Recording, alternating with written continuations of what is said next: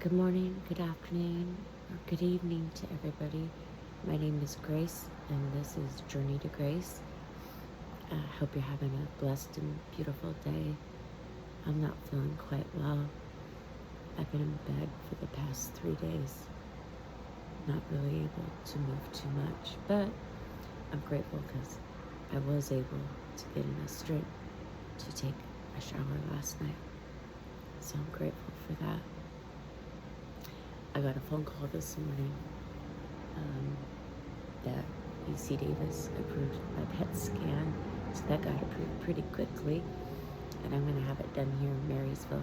I had it done previously done here at the Rideout Oncology Department, and I'm going to go to the same place and have it done.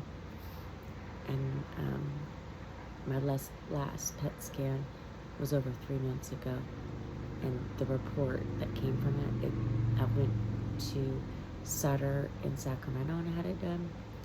The report was really just lacking.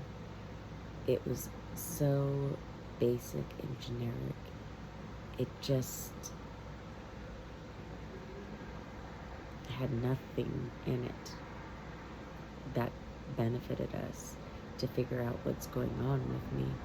And I continue to get more and more lethargic every single day. And UC Davis is working on getting me Meals on Wheels because I don't even have the strength to cook anymore. I wish I did, but I just don't. And so we'll see what comes of that. And so I'm going to have the PET scan, let's see here, on March 15th. And so the part that is sort of a bummer is I have to fast for 6 hours. I can't have anything but plain water. No Sprite for me, and Sprite's my go-to drink usually because my stomach is always upset, and Sprite really settles my stomach down. But yeah, so that's pretty much an update health-wise. Otherwise, I don't know if you can tell or not, but I've moved rooms. So now the previous roommates that were in the master bedroom moved out, and the homeowner allowed me to move in here. And it's so nice. I have a nice big Tempur-Pedic bed, and the back rises up. And I had them come pick up the hospital bed that I was using, since this has the recline, or the head can go straight up on it. The only thing it doesn't have is the legs going up. So if I do go back on hospice, I just push this bed against the wall and bring their space for the another hospital bed in here if need be. But they're waiting to find out what comes of the PET scan, and UC Davis is thinking I'm going to need a couple biopsies, more than likely of my liver, my thyroid, and kidneys, as well as there's a spot on L4 on my spine, so that's a lumbar area, L4. That spot previously showed that it was suspicious for being metastatic cancer, and I have a tumor here, a tumor in my liver, a cyst on my left breast, cancer on my right breast. I have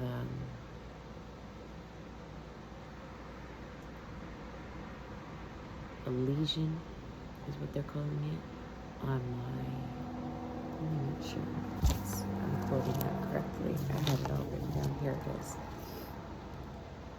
So the left breast has the cyst, the thyroid, there's they're calling it a nodule, and then they're calling it a rim lesion at L4, and they're calling it metastatic disease. cannot be excluded. And there's a kidney cyst that is 0.9 centimeters. It's not too big, but it's good that they have those measurements. So now with this brand new CAT scan that I'm having done, I will be able to have compare the measurements. So that is a good sign. Or good to have the previous scans. This will be my third PET scan that I've had done since I was initially diagnosed with the invasive breast cancer. But everyone's saying that my liver definitely needs to be biopsied because I've had a tumor there for 2 years. And the emergency room found it. And then I did further scans, and each scan shows it. It's there. I don't have the exact measurement written down here of it, but it's been there. So I'm sure the doctors will be able to compare this previous scan to this new scan that I'm having done next Friday, it looks like, so the 15th. So I'll go there and do that, and that usually takes a couple hours. I'm worried about needing to have a biopsy done. When they did the biopsy of my right breast for the initial diagnosis of the breast cancer, it was a punch biopsy. It was horrifically painful. It's like being punched straight in your breast. It does not feel good. And they've talked also about possibly needing to biopsy some of my lymph nodes. And so we'll see what happens. We'll just see what happens and just take them one day at a time. Like I said, I'm quite weak. I can't drive anymore. I really can't do much of anything but lay in bed. But in my new room, it's nice because I have my own bathroom, my own shower. I have a little sitting area where if I want to do my makeup or fingernails or write or read or whatever, I'm on TV, and I have a mini fridge, so I keep my food in my room, so I don't have to worry about other people eating my food and that type of thing. So I'm still unpacking and still trying to get all the stuff moved out of my old room into this room, and that's a process. And I don't have too much left in there. It's just it wears me out, so I can only grab 1 or 2 things a day and get it moved over here to my new room, which is at the opposite end of the house. So I hope everybody's having a blessed and beautiful day. And I was thinking about earlier when I had first started this channel, I was starting to read out of Psalms, and I feel like I really lacked on that, and I want to get back to that, reading of Psalms, and moving on from the Bible from there. So,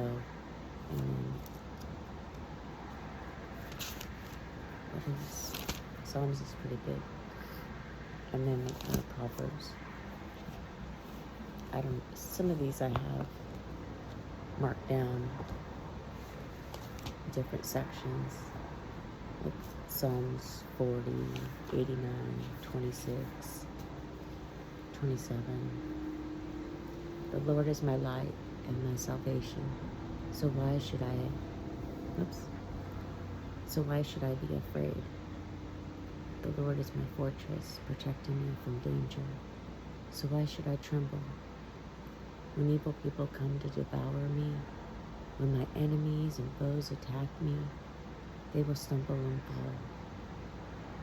Though a mighty army surrounds me, my heart will not be afraid. Even if I am attacked, I will remain confident. The one thing I ask of the Lord, the thing I seek most, to live in the house of the Lord all the days of my life, delighting in the Lord's perfections and meditating in his temple. For he will conceal me there when trouble comes. He will hide me in his sanctuary. He will place me out of reach on a high rock. Then I will hold my head high above my enemies who surround me. At his sanctuary, I will offer sacrifices with shouts of joy, singing and praising the Lord with music. Hear me as I pray, O Lord. Be merciful and answer me. My heart has heard you say, "Come and talk with me." And my heart responds, "Lord, I am coming." Do not turn your back on me. Do not reject your servant in anger. You have always been my helper. Don't leave me now. Don't abandon me, O God of my salvation. Even if my father or mother abandon me, the Lord will hold me close. Teach me how to live, O Lord. Lead me along the right path, for my enemies are waiting for me. Do not let me fall into their hands, for they accuse me of things I've never done. With every breath, they threaten me with violence. Yet I am confident I will see the Lord's goodness while I am here in the land of the living. Wait patiently for the Lord. Be brave and courageous. Yes, wait patiently for the Lord. That was Psalms 27. I hope you enjoyed that. I hope you have a blessed and beautiful day. And don't forget to remember to always stay grateful. A grateful heart will take you a long ways. Peace and blessings. Grace.